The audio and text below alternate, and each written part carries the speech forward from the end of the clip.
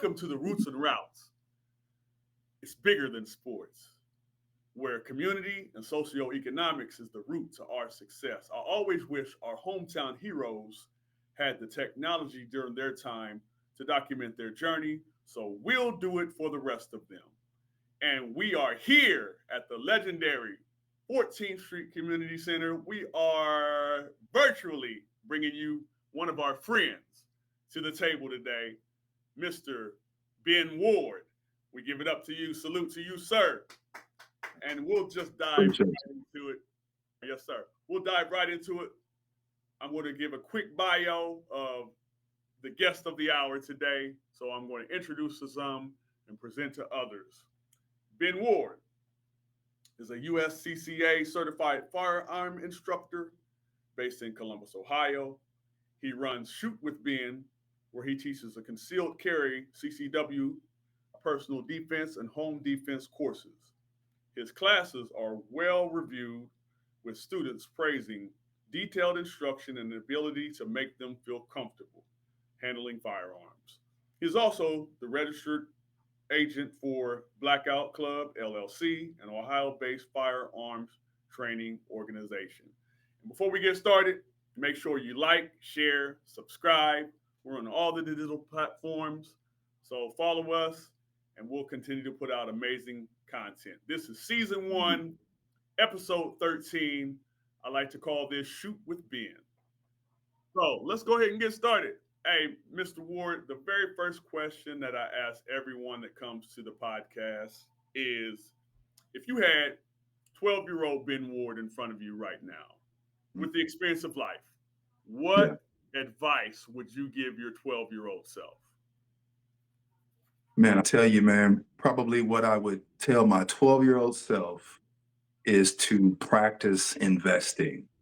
And I don't even just mean financial. I mean investing in yourself by way of education and learning new skills, soak up as much as you can, investing in friendships. Make sure you appreciate the people around you, man. Show love and respect and show up for folks when you should. And then, of course, also financially, make sure you practice investing financially. It's a biblical principle. You reap what you sow. It's imperative that you learn those lessons earlier in life. I wish I would have, because sometimes, man, now I find myself maybe running behind the 8 ball a little bit, trying to catch up in areas where I should have been investing in earlier in life. Man, if I could go back and same thing to 12-year-old Ben, it would be, man, take investing seriously, practice that biblical principle, and you'll be able to reap later in life because of it. I love it. I love it, man. Yeah. And especially when you look back at the things that we wish we would have started at an earlier age. Like it would have never been too early to have that mindset and that mentality. So I think Absolutely. that's a nugget, and I appreciate your insight on that, because I think that's the type of what I like to call code of conduct that we should be living by as soon as possible. Yeah, definitely. Definitely. Let's just jump right into it. So, with that experience in life, at your vantage point that you're in now, I think we can give the audience a little bit of glimpse into why now you think that way by looking at your upbringing. I want to start with a little bit of your upbringing right there, and then we'll talk about a couple things that we talked about off air before we got started. But I want to start first. What was it like being a Portsmouth native? What was it like growing up in Portsmouth, Ohio?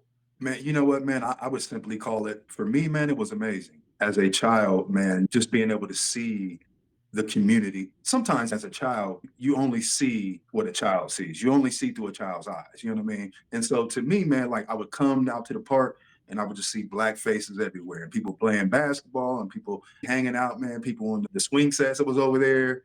Man, sometimes we was playing flag football out there, turkey bowl out there. We'd be at 14th Street Center where you're at right now. It just was an amazing community to be brought up in. I didn't know anything but Portsmouth for a long time. When you get older in life, you start to learn about different communities, different things. But at that time in my life, man, growing up in Portsmouth, man, was probably everything I needed it to be at that time, to really teach me some of those things about community and respect and hard work and stuff like that. Man, I loved it, for sure.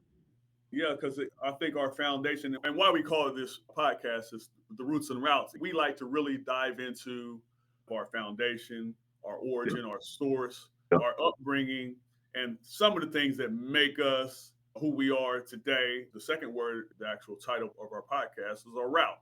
So it's the direction, the pathway, the journey to the Yeah. success that we're aspiring for. And hopefully, given a blueprint for people, it helps. It should help. Or hopefully, that's our prayer with the podcast, is that we can show the positive influences in our stories.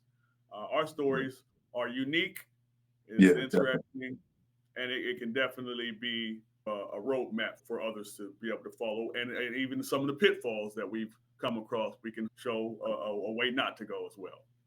Man, amen to that.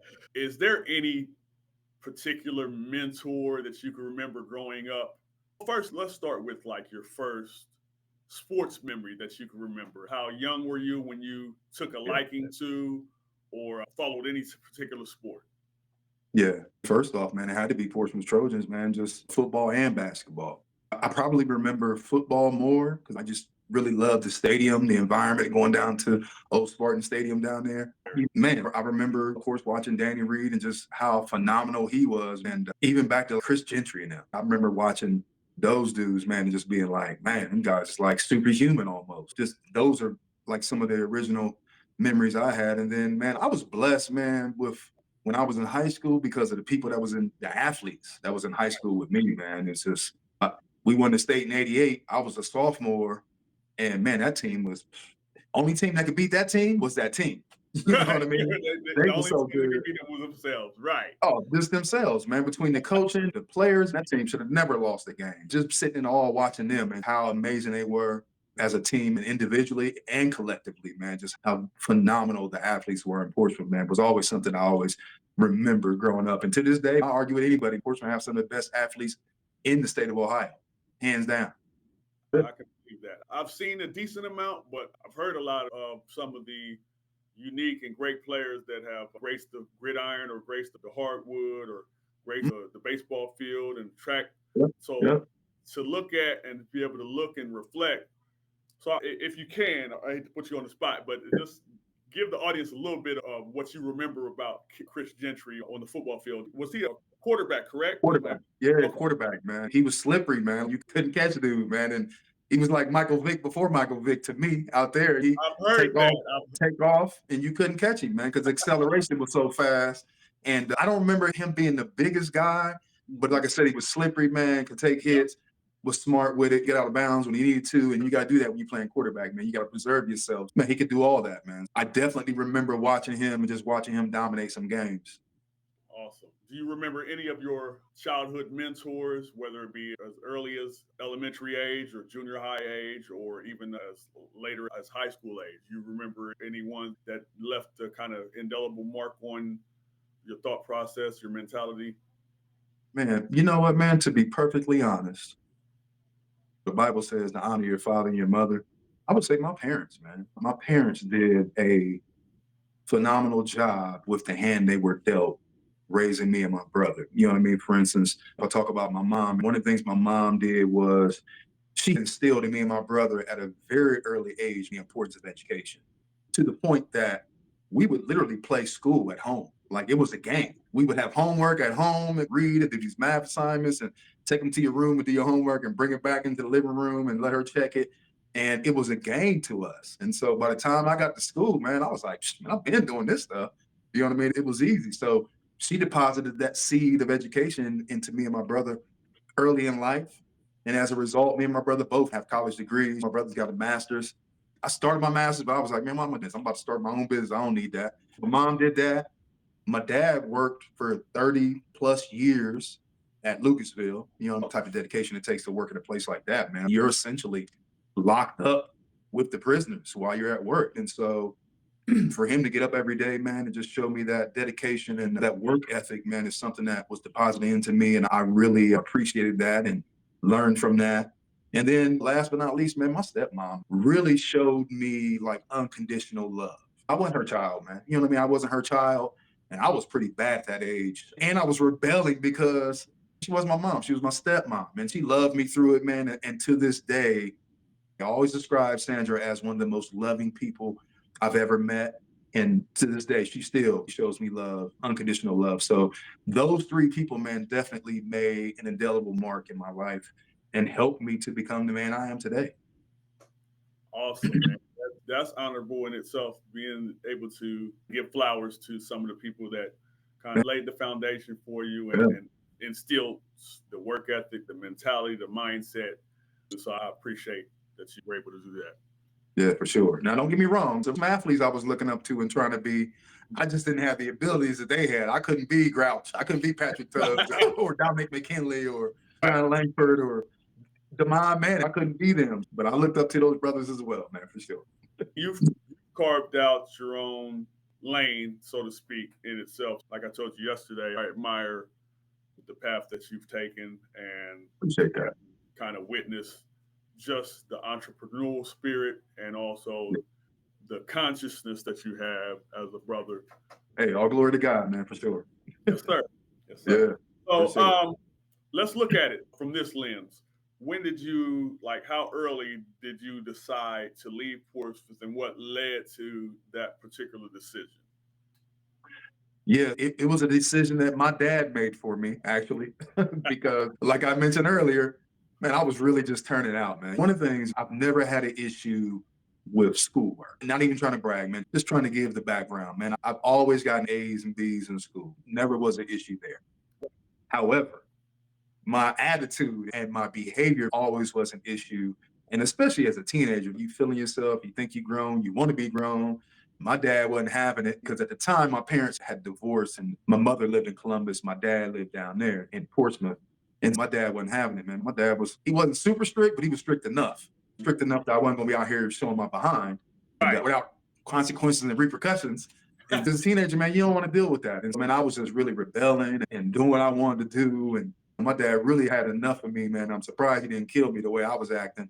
And so the summer going into my senior year, 1989, he was like, "You want to live with your mom in Columbus?" And that's how I ended up here in Columbus. And I know at the end of the day, man, it was all part of God's plan for that to happen. But I Right. was really salty, man. I can't even lie. I was really salty about that because my friends that I've grown up with most of my life, because I did live in Columbus. A lot of people don't know I lived in Columbus fifth, sixth, and seventh grade. I actually lived here and went to some of the craziest schools. That's a whole nother story right there. But majority of my friends was in Portsmouth. And so to have to leave that At that and point. really start over, man, was like a huge transition for me. As a senior in high school, your senior year in high school, man, you're supposed to be going to prom and Yep. just really kicking it and celebrating. And I really had to start over, man. And I'm grateful because of the way things worked out, but it was definitely a tough time in my life. What was the dynamic with you and your brother then at that point in time? Were you like a competitive brother to your younger brother, or was you like a supportive brother? You know what, man? I'm definitely my brother's biggest fan, man. I'm the older brother. I've always been protective of my brother. Even to this day, man, you mess with my brother, man, I'm gonna come see you. It ain't gonna be pretty. But we weren't competitive in that respect because there's 4 years age difference between us. So we never went to school together. We were never in middle school or high school together at the same time. So it never was like we were competing in anything. My brother, man, my brother was like a goody two shoes compared to me. You know what I mean? Hey, man, my brother was the golden child at home. So he couldn't do no wrong. Caught all the beef because, man, I was just showing my behind and he was just looking at me like, man, you out of control. So, You peeling back the layers. I like it, man. But hey, that's it, man. I'm going to be as transparent as possible. I appreciate it. So Yes, once sir. again, we're here at the Roots and Routes podcast. Make sure you like, share, subscribe, follow us on all the digital platforms, and we'll continue to put out amazing content. What do you feel like your biggest challenge has been that you faced while transitioning that senior year into Yeah. your adulthood into Columbus? Yeah.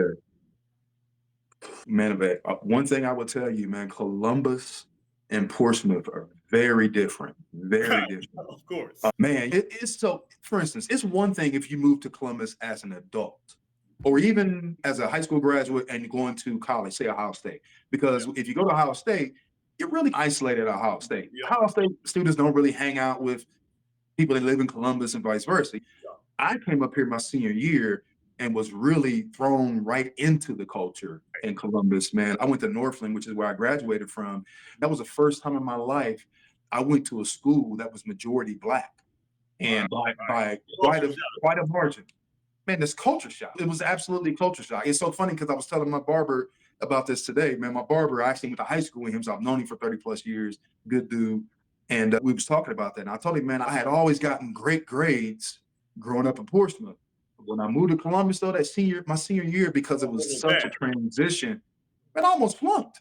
I had to, like, my last semester of school, I had to really buckle down and get it together, or else they was like, you're not gonna make it. I had never even been close to flunking in my life. And I was just man, in awe because I had never seen that many. First off, I had never seen that many beautiful black women, let's be honest, There you in one go. school. Man, I was just like all day, man. My head is spinning all day long. The culture is so different here in Columbus, from Portsmouth anyway. And so just learning all that, and like I said, to be thrown right into that as a 17-year-old, man, I was really like, man, I had whiplash trying to deal with all that. So that was definitely the transition. And I'll tell you another thing, man, I learned real quick. And I actually learned this the first time I lived in Columbus. But when I came back my senior year, I got a quick reminder. And Yeah. that is, if you're going to live in Columbus, you better know how to fight. Because Yes, hey, sir. it's gladiator school up here all day, every day. So I was like, you better get them hands together because you're going to have to prove it. I love it. I respect it. I respect it. Yeah, Yep. man. At the end of the day, man, it can be an unforgiving world at Oh, times, absolutely. but at the same Absolutely. time, just as a man, you gotta make sure, because even that is self love, making sure you take care of yourself. Um, Absolutely. Absolutely. so that kind of segues me to what could be considered a self defense part of the conversation. One of the things that I've been able to glean from some of the things that you do is your firearms training. What do you feel like it is that inspired you to pursue work in? We'll talk about both fronts: firearms training, and then Yeah. also later on we'll talk about clothing alterations. Which came first? Did you do firearms? You always been good with guns, weapons, so to speak? So I've always had guns. Let me say that. It Gotcha. wasn't always necessarily legal, but I had firearms. And that kind of is a carryover from what I said earlier about, man, you better learn how to fight, defend yourself when you move to Columbus. And if you remember, when I came, I said 1989, 1990. If you remember what's happening in the Black community at that time, it's all about crack. And that thing just was like a bomb exploded. We know that as well in Portsmouth, and just how it really ravaged the community, and it changed a lot of things. It changed even the way people carried themselves, the way people dealt with conflict, and it became way more violent. And Columbus became super violent. And so, along that same line, self-defense, self-preservation became really what I was trying to do. And so I was carrying guns back then illegally. Even got arrested and spent some time in jail for Gotcha. illegally carrying a firearm. I've always been a person, man. I respected the firearm. I didn't fear it, but I respected it enough to not do anything crazy with it, hurt myself or somebody else that didn't deserve to be hurt. I felt comfortable enough with them to be able to teach other people how to do it. And teaching is something, man, that's really been in my blood for years. My mother used to teach at Lincoln. She was an art teacher at Okay. Lincoln when we were kids. My brother's a teacher at Gahanna High School and has been a teacher for years. So it's something that's in my blood. I was a corporate trainer for years, which is a form of teaching in itself. And so it's just something I've always wanted to do, aspire to do. The Bible says, and all that getting, get understanding. I like to make sure people get understanding. It's just something I wanted to do. And I felt there was a need in the community here in Columbus because even to this day, there's not a whole lot of Black firearm instructors in Columbus. I Right. know a handful of us, but not very many, not very many. And consequently, man, people out here have bad habits when it comes to firearms, man, endangering themselves or kids and loved ones. And so, like I said, man, basically I saw a need in the community up here, and that's what I aspired to do, was to fill those needs. Although I started the alteration company first, I had the Gotcha. background with firearms because of Before. life experiences Yeah. longer. Gotcha. Makes Yes, perfect sir. sense. Yep. And we'll touch more on that here in a little bit with the clothing alterations. What, in terms of, no, I think I was reading something on Facebook where they were talking about the clothing alterations. They was talking about, I guess they had known you for some time. They said you was like a tech guy from early Man, on. They were that's saying it. that you got a quick grasp on technology. So you actually have a website. Is that correct, with the clothing alterations business as well? and an Yeah. app. Yeah, I got a bunch of those things going on, man. Technology is the great equalizer, man, for sure, especially when it comes to small businesses. And technology, kind of like what you had just stated, it's something I've been in for years as a kid. Some old pictures of me in like fifth, sixth, seventh grade, where I was at a computer. I was an old school computer, but I was at a Yeah. computer trying to grasp technology. A lot of people don't even know, man. That's what my bachelor's degree. I have a bachelor's degree in computer information systems and did that for years. Worked in the IT field for years before I started the clothing alteration company. So yeah, I have a website, columbusalterationco.com. I have shootwithben.com. I got apps for both. Yeah, technology, man, has definitely been my thing, and I'm a huge proponent of it. I think it's almost impossible nowadays to run a successful business without employing technology, especially as a small business owner. You got to be able to keep up with the big guys, and technology allows you to do that. Just give me a little bit of clarity. Columbus Alterations Company, is that correct? Yeah, it's Columbus Alteration Co. Yep. And so really, man, The question I was going to ask you is alterations is a unique craft. Now, do you personally have hands-on experience with the actual alterations part of it, or are you just the owner slash principal owner of Columbus Alterations Co? yeah, so I have zero skills when it comes to sewing. Zero. I even tried to sew a button one time trying to be funny. It probably took me about 20 minutes to even get a button. And then it was hanging all off the shirt. So I have zero skills when it comes to that. Blessed to have seamstresses that are phenomenal and do an amazing job. I would say the best in the city for sure. But I own the business, co-owner. She actually owns it with me. So I'm a co-owner. I'm probably more the face because she likes to be in the back, and we're okay with that. I do run the business operations side of the company, and that includes all the technology stuff that we employ as well. So I have zero skills when it comes to that. That's cool. That's cool, man. In this day and age, black-owned businesses, we need to be that more prevalent because you only have as much opportunity as what we own and control. Man, absolutely. At the end of the day, the society as it is can be very tricky. But I think the more we support one another, support black-owned businesses, and really put out good, even what we try to do with this podcast, put out good content, whatever we're producing, whatever Yeah, we're in ownership of. We put out amazing stuff because we've always been taught, just in society as a general, that white ice is colder. So at the end of the day, if we have the right mindset, we can do in any arena, in any field, we can excel and be the best and really be the blueprint for what others are doing because they copy us anyway in many capacities. So why not absolutely. put out a premium prime content, premium prime anything that we're producing? Oh yeah, absolutely. Hey, I believe in doing everything in excellence, man. Yeah, I agree 100% with what you said. Appreciate it, appreciate it. So let's Yep. let's kind of talk about a couple other things. Even though this is a sports podcast, so to speak, we Mhm. definitely want to talk more than just sports, and we've already discussed some things. So you're a Pittsburgh Steeler fan, am I correct? Yes, sir. So how long you been liking the Steelers? What made you like the Steelers? Yeah, man. So the Steelers came about. I always tell everybody the first person that really introduced me to the Steelers was Marilyn Lucas. She was a big Steelers fan. And so I would always hang out. Frank was my cousin. That's my guy. I would always be over there. I always liked the Steelers. Now, the other story is, I always tell folks, is my dad, Oh, and I see the turmoil that my dad used to go through every year. And I used to be that's like, tough, man, man. You wasn't dealing with that. whatever team he's rooting for, I can't do it because they're driving him nuts. So let me find somebody else. You picked, man. Y'all been one of the flagship organizations in the NFL. That's definitely understandable. So, would Yeah. you feel like that's your primary? Like, if you could only watch one sports team rest of your life, Mhm. or you feel like the Steelers is that team, or is there another team?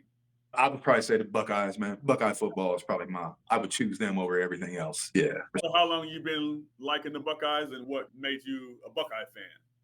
Yeah, so I liked them as a kid as well, man. Like the Steelers, Buckeyes have always been good, man. You'd be hard pressed to find a bad season for the Right. Buckeyes. Ohio State losing 3 games, man. We ready to fire the coach. And Yeah, get rid I of them. mean, Get them out of yeah, here. man. And some schools, man, that is like a banner year for some Yeah. schools. Ohio State, man, what are y'all doing out there? The standard, man, is so high with Ohio State. You get spoiled as a fan, and I just meant, how can you not like Ohio State? I liked them as a kid. They're our state school, of course. But then when I moved to Columbus, it's so crazy up here. The fanaticism with Ohio State is so nuts up here, man. You can't help but get pulled into it. And being able to go to Ohio State games, and even now, because of some of the things that I do in the community, I have interactions with a lot of players, coaches, or I'm in the same rooms as some of these people. And so, man, it just helps keep fueling that fandom, man. Appreciate what they do and the product they put on the field. So that's my team. Got you. Unfortunately, I'm a Bengals fan as well, but I I'm a saw that. Buckeye. I'm a Buckeye too. I definitely That's all right. Yeah. Buckeye. So, hey, Yes, we sir. got a kinship not only from our community growing up, but also them OHIO baby I Buckeye. owe, baby. Yes, Yes, sir. sir. Back to the conversation with firearm safety and things of that Yeah. nature.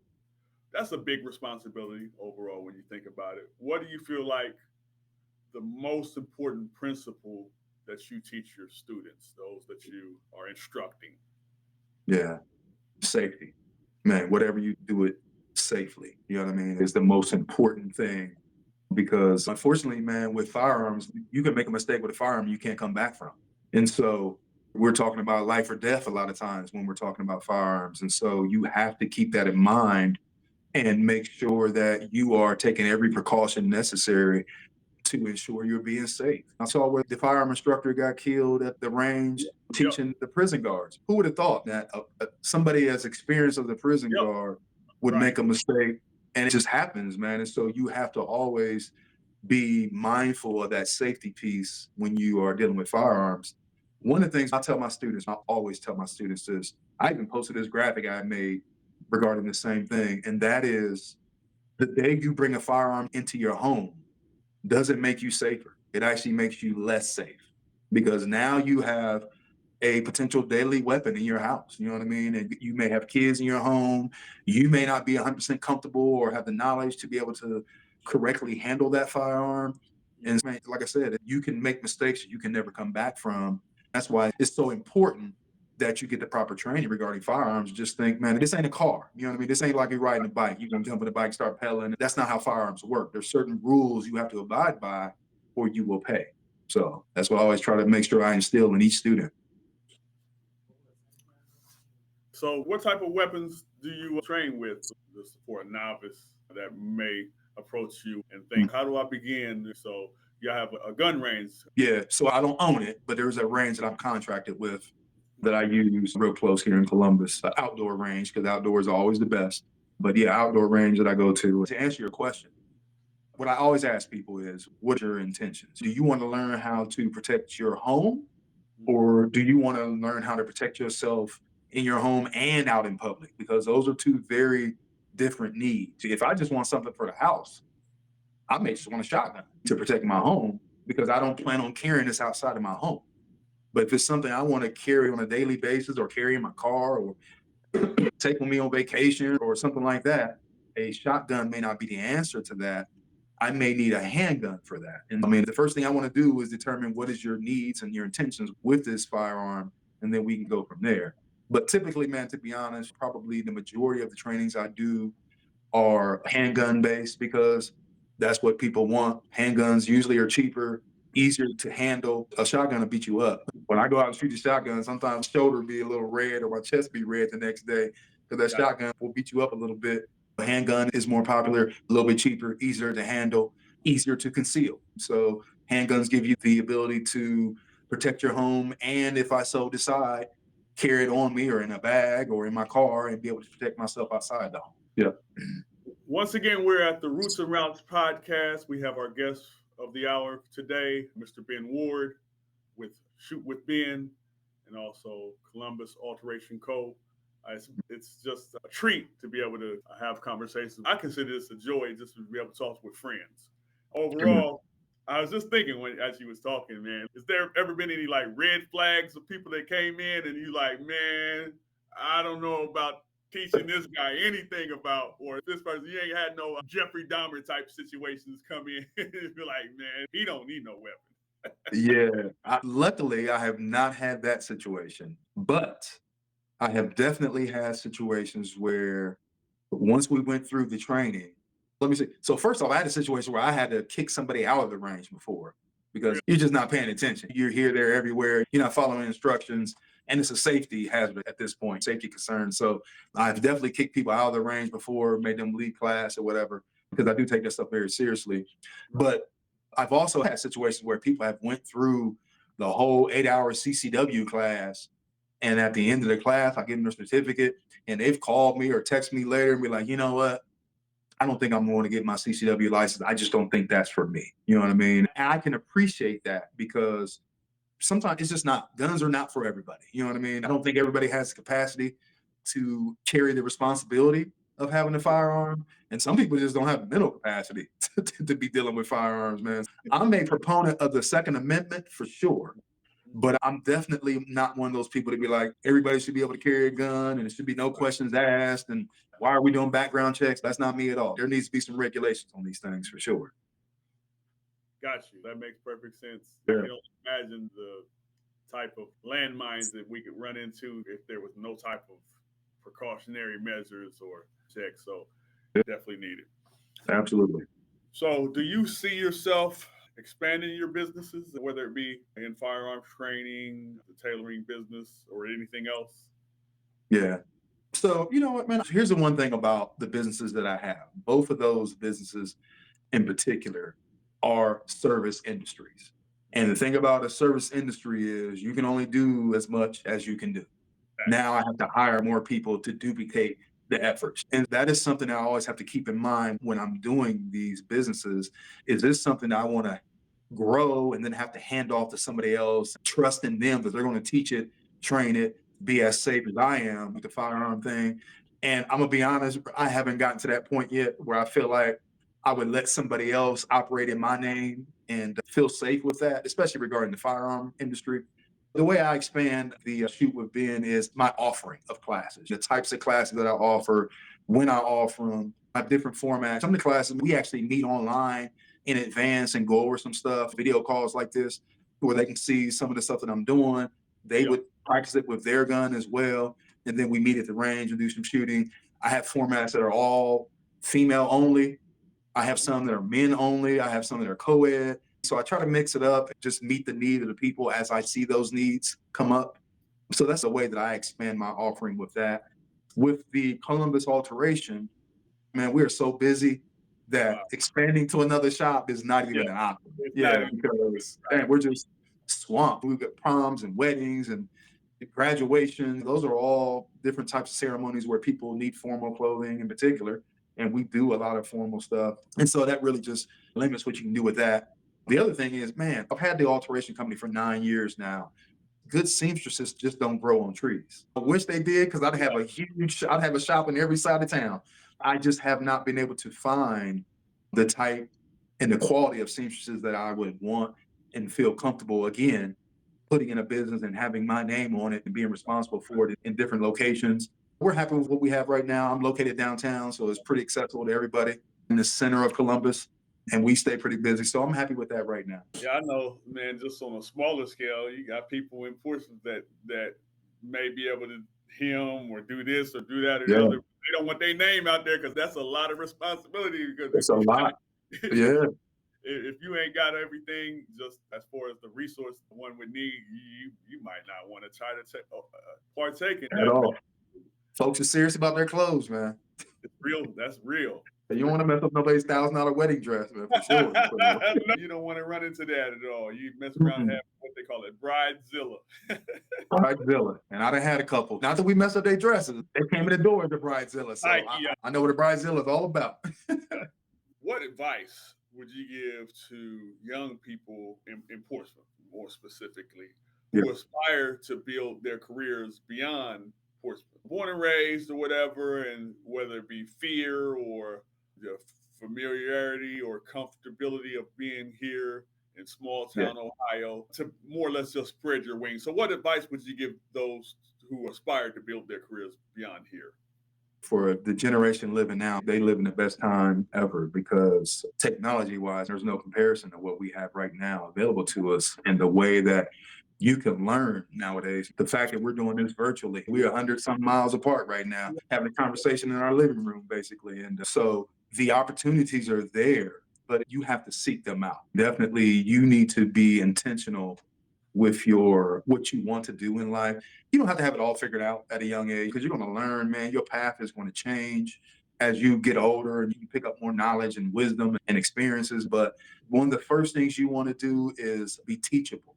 Be humble is another thing.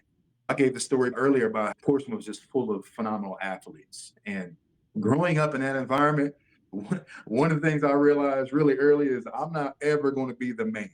You know what I mean? Not with all them brothers. I'm not going to be the man. And so that keeps you humble, man, because I understand, man, I may be second, third, fourth, fifth, sixth fiddle on this team. And I got to be comfortable with that. And some people, man, that just grow up and have never been comfortable if they're not the man. And Right. so having a certain level of humility, being able to be teachable, and then being flexible, man, because sometimes, man, you never know where the opportunity is going to come from. You know what I mean? It may not be exactly what you want if somebody's offering you an opportunity, but sometimes, man, take that foot in the door because that can lead to other opportunities further down the line. Or you may get in the door and be like, you know what, I like this space. I didn't think I would, but I actually love this space. And now I'm seeing how I can grow in this particular space versus what I was thinking. And so, man, the Bible says, man, gift will make room for you. And it definitely will. When you come in the door with a gift, your gift, they'll make room for you. Trust me. I love it. Yeah. It will make room for you. That's a bar Yes, from the sir. Bible. Yeah, from the Bible, from the scriptures. I love it. Yeah. Yes. So, how do you want to be remembered? Being an instructor, being an Yeah. entrepreneur, being someone from Portsmouth, as a black man, as a Portsmouth alum. Obviously, you've been a trailblazer in your own right.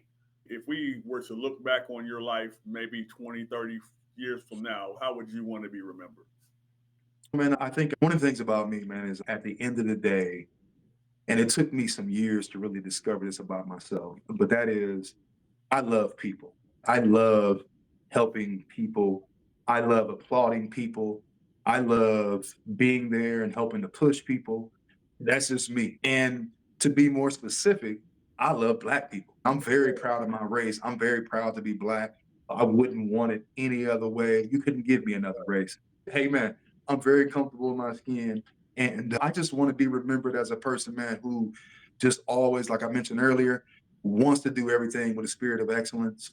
When I'm not doing something with a spirit of excellence, man, let me know so I can address it and fix it and make sure going forward that it's being done with a spirit of excellence, man. Yeah, I think that's the way I would love to be remembered, man. I love it. I love that, man. Just even that mentality, it speaks highly of yourself, but it also keeps us humble when we have that mentality as well. Because Yeah, if we ever think we arrived or ascended to the highest of heights, we can always learn, man. Life is a learning absolutely. experience. It is a great opportunity. I just look at everything. You're in a service business, so it's Yeah. an opportunity to serve. Yes, So sir. that in itself, I think that will go a long way for continue the work that you're doing. You're doing great work, and I think to continue to do that work, that mindset is very much key. Yeah, amen. One thing I always tell people, man, when you're an entrepreneur or you're a business owner, you either doing one of two things. You either flipping tables or you washing feet. You're doing one or the other, always. Hey, I always aspire to try to be like Jesus, man, and he did both of those. So Yes, sir. you're gonna be doing one or the other for sure. Love that. I love that as well. Just to be able Yeah, to, as brethren, reflect on life and kind of yeah, glean from our life's experiences and also the calling that God has placed on our lives. This thing yeah, is bigger, it's bigger than ourselves, man. I very much believe that wholeheartedly. Like, look at the work that we have to do as if we have to do it. yeah, Then, if we look to the left or to the right of us and see that there's no one else, maybe it is our calling to do that work. Like I said earlier, man, hats off to you, salute to you. So, what's next for Ben Ward? Is there any upcoming projects or goals that you're excited about, or you think about making a vacation? You've never been somewhere before? Anything in particular? What's next on your bucket list? yeah. You know what, man? I'm a worker, man. It's funny, man, because I'm sitting here thinking, when's the last time I took a vacation? I'm very comfortable working, and I do take time to relax. Even here at home, I'll make sure that I get my rest in because I know that, man, I'm no good if I'm wore out and tired. Going forward, I'm definitely working on a couple of things. I'm definitely working with some people, talking about some different partnerships. One of my other passions, and I talked about it earlier, is helping people and really helping people to grow, and in particular helping Black men to be able to grow. There's a lot of lessons that I know now, a lot of things I know now that had I known them even 10 years ago, I'd be further and better off than I am right at this moment. And I really aspire to be able to help young men, young Black men, to learn those lessons earlier in life.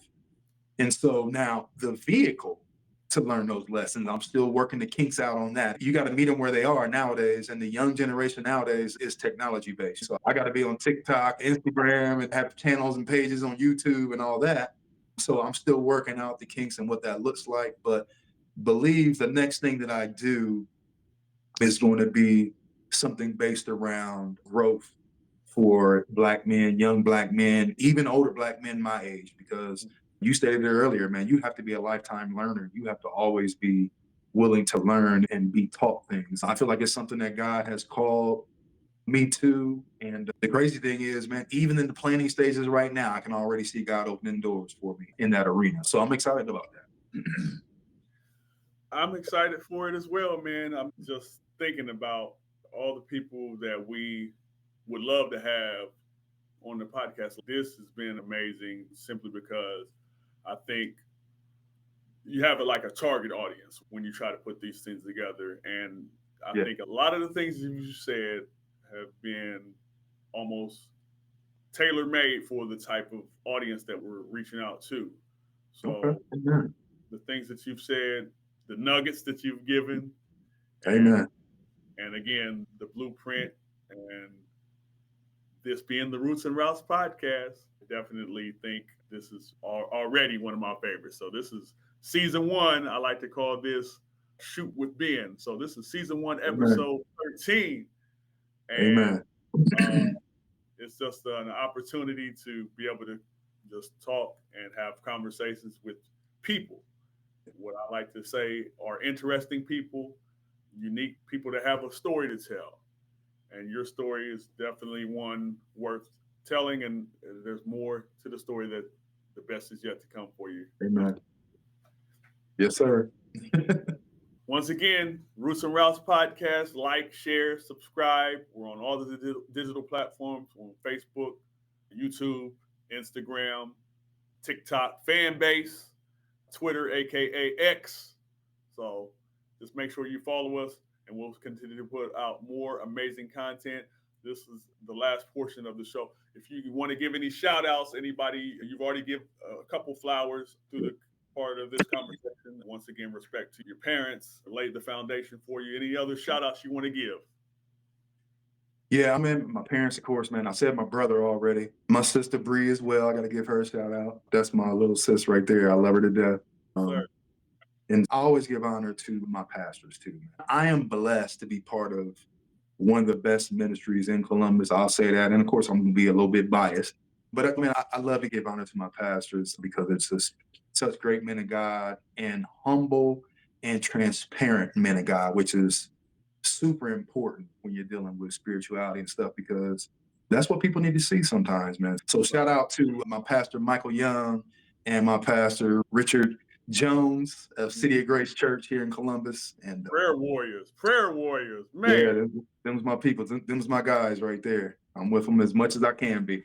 Love it. Love it. It's always Yeah, good to surround yourself with solid people, man. I think that's the essence of what can help us. You know what they say, iron sharpens iron.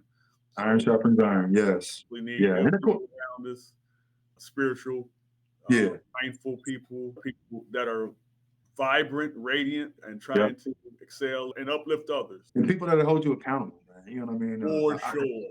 Man, one thing I always think nowadays, man, is some of the ills of the Black community is because, Yep. man, we just haven't really held a lot of people accountable for Right. their actions and behaviors. And so I need people around me to keep me accountable. And I appreciate those that do that for me. Not just them. I have other folks in my life who do it as well. And I appreciate that from those people. So for sure. That's a real friend, man. That's Absolutely. let you just do anything and say anything and act any old kind of way. If we acting out or Yeah. being something that we shouldn't be, a real friend is like a mirror. I wake up in the morning, I look in the mirror and I see whatever my collar's out of place or something like that. A friend's Yeah. will let you know, man, your collar's out of place. Yeah, Now that's man. Pick the a color. metaphor, but just in life in general, man, there are things Absolutely. that a friend's going to do and say, and Yeah. he or she's going to speak real to you. Yeah. A true friend will do that for you for sure. Yep. Lastly, is there anybody that you would love that you feel like would be good in this type of format that would be able to come to the Roots and Routes podcast? If you have somebody in mind, great. If not, we understand. We have a list of people that we're going to go down and we're going to one by one check off. But other than that, someone that would be good to bring to the Roots and Routes podcast. Yeah, man. I know we've already tried to get this in the works, but I definitely want you to see if you can get my brother on here. He's definitely the busiest man in Columbus, I swear. I got you. I Yeah, believe but that. yeah. One of the things about my brother, man, he's more than a football coach. He does a lot for those kids, man. Before he was winning division titles or league titles and going to the playoffs every year, he was making sure them kids got scholarships. And that's important, man. That changed lives, man. That changed his family's lives because they don't have to pay for that college education. Some of those kids were the first ones to go to college, and family, man. And yeah, if you can get him on here, that would be great. And I'm going to plug it for you and try to make that happen. Yeah. Appreciate it. And I'll tell you a couple other people, man. I thought about it. And it's funny because these two people, they're from Portsmouth also, but they happen to be related. One of them is Pastor Bo, and I call him Okay. Pastor Bo because Yeah. I'm going to recognize the call that God has placed in his life. Pastor Bo, because man, we all know, but we know Bo, but he's a pastor now and can probably speak to a lot of things, man, that you're looking for as well. Yeah. Plus, this is his church. So he's a business owner as well. You know what I mean? So a lot of times people forget that. And I'm partial to business owners. The next person, or the last person I was thinking of, is also a business owner right there in Portsmouth. And that's my little bro, Corey Johnson, man, because Corey does he does a lot. Me and him talk a lot, man. He's come up here to shoot the breeze with me. You know what I mean? Just to hang out. We watch a basketball game together, man. And so I think he's a blessed man. He has a lot to offer, a smart man. And he reminds me of a younger version of me. So I Yes, think he sir. would be good for you as well, man. And it's Corey, man. You know what I mean? We all know Corey. Yep. Yeah. So that's So awesome, yeah. man. That's awesome to think about because not only are the two men that you mentioned and yourself, not only are Yeah. y'all blessed men, but y'all been a blessing as well. So I think Amen. overall, definitely look forward. I've had conversations with Pastor Bo and also Yeah. with Corey, aka Spank, Yeah. and he's looking forward to bringing the conversation to the table as well. Amen. We'll Those my do guys. our homework, see if we can make that happen. I think that'll be an enjoyable conversation as well. Hey, let me know if you need help. I'll put the plug in all of them. Yeah, I'll get on all Appreciate three of them. it. Hey, Ben, man, this has been a great conversation. I appreciate you taking the time out Yeah, your busy schedule as well to be able to definitely. chop it up with your boy. I can't say enough how much I just enjoy being able to do this. Right now, we've been having conversations with several different people, but going forward, we're going to continue to put out amazing content. Shout out to everybody out there. 4th of July weekend, we're having homecoming in the North End reunion. It's going to Yep. put together an amazing weekend. Those that Yep. can make it, we would love to see y'all. In the meantime, Roots and Routes podcast, like, share, subscribe, and we'll continue to put out amazing. Once again, Ben, appreciate the conversation. Any last words? Hey, last words, man. Let me put in a plug for my own stuff, man. If you need alterations, come see me in Columbus. You can schedule an appointment on our website. Believe it or not, we get a lot of people from Portsmouth. I even had people ship their clothes to me in the mail, and I ship them back. You can go on our website, columbusalterationco.com, and schedule an appointment.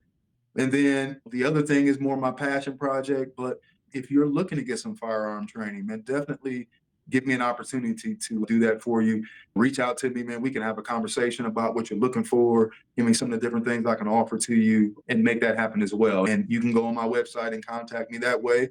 And that is shootwithben.com. Appreciate it. I appreciate the conversation, man. We're going to go ahead and end it right here, but we'll stay in contact, man, and just watch each other as you do the work that you're doing. Once again, salute to you. Man, appreciate it. To the Root and Routers, we love you. God bless and good night.